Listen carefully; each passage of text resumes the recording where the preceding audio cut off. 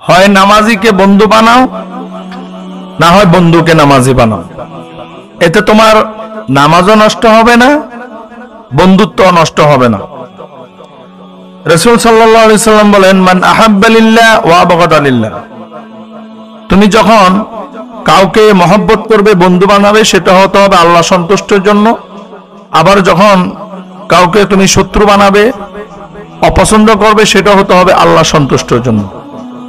এজন্য তুমি যদি তোমার বেনামাজি বন্ধুকে নামাজি বানাতে পারো, অথবা তুমি যদি একজন নামাজিকে বন্ধু বানাতে পারো, তাহলে তোমার দুনিয়াতেও কল্যাণ, আখিরাতেও মুক্তির ফয়সালা হবে।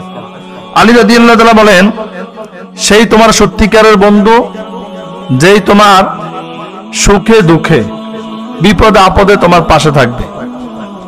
অর্থাৎ তুমি নামাজ পড়ো কিন্তু সে নামাজ পড়ে না, তার মানে নামাজের সময় সে তোমার সাথে থাকে নাই, সাথে ছিল না। এই জন্য এমন একজন ব্যক্তিকে তোমাকে নামাজি বন্ধু বানাতে হবে যেই তোমার সুখে দুঃখে, অর্থাৎ দুনিয়াতেও তোমার কল্যাণে আসবে, আখিরাতেও তোমার কল্যাণে আসবে।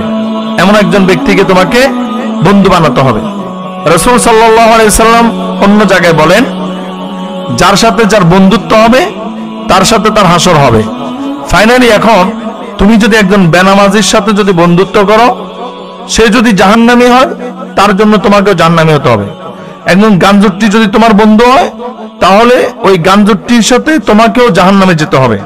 ফর এক্সাম্পল, দুনিয়ার কথাটাই বলি, যদি তোমার 5-6 জন বন্ধু থাকে, সবাই যদি গাঞ্জুট্টি হয়, গাঞ্জা খায়, যদি তুমি গাঞ্জা না খেয়ে থাকো, দেখো কিছুক্ষণ পরে যদি পুলিশ আসে, একজন দুইজনের মুখের কাছে নিয়ে মুখ কি করবে, গ্রানটা নেবে।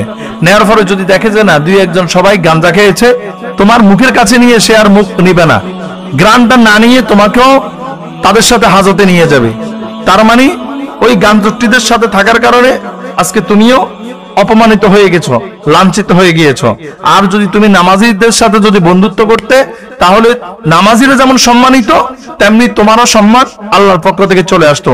এজন্য নামাজি হয় নামাজিকে বন্ধু বানাও, না হয় বন্ধুকে নামাজি বানাও।